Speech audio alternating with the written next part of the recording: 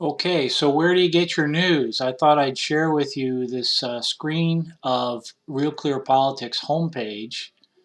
Real Clear Politics is a more serious version of the Drudge Report. You know, Drudge has the sirens flashing, a lot of sensational stuff, and a lot of you know things designed to grab your attention. RCP is a little bit more serious in their work here. And it is a collection usually of articles and editorials from a wide variety of publications. They do have their own um, staff as well, their own reporting staff. For example, here in this Minnesota Iron Range article, it's written by Sally Persons, who was on Real Clear Politics staff. And they refresh their page regularly to update the articles. So you see that happening right there. Here's another article about Jim Acosta, written by Caleb Litaru from Real Clear Politics. Jim Acosta is a CNN reporter who was tossed out of the White House briefing, and his credentials were revoked because he wouldn't give up the microphone to other reporters when he was asking questions in a recent press conference. So you can read a little bit about that. They try to they intentionally, as best they can, match up opposing views on the same issue. So if you look here, Earth's in a death spiral. Only radical action can save us. Written by a guy from for the Guardian newspaper, which is over in the United Kingdom. It's a left of center newspaper. And then right below it is Trump is owed thanks for ditching the Paris Climate Pact, written by Conrad Black, who is a Canadian conservative writing an editorial in the New York Sun. So this is a really good source to get you an idea of what's going on in the country and the various points of views. You have major issues of interest over here on the left hand column.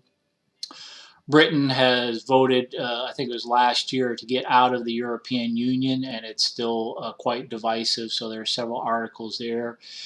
The Florida Senate and governor races are still in doubt.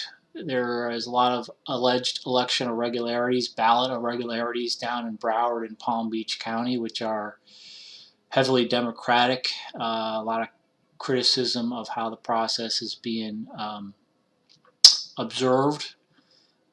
Snipes is like the head of elections in Broward County. So that's another major issue following the Trump administration.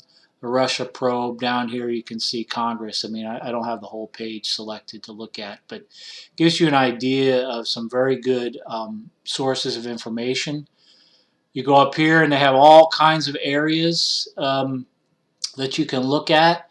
Here is one on election 2018.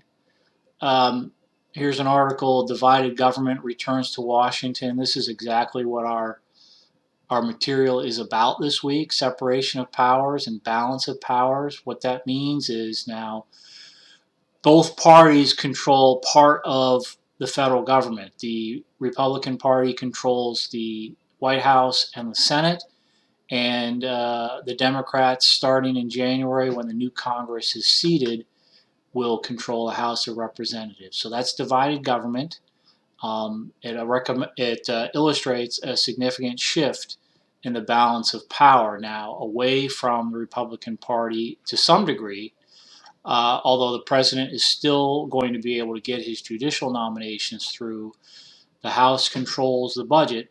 All spending bills originate in the House. So with the Democrats in charge of the House, that is going to be a significant change going forward in the next couple of years. Uh, so, anyways, some of the things that are available to you through this website. It's a very comprehensive website, which I hope you will find useful.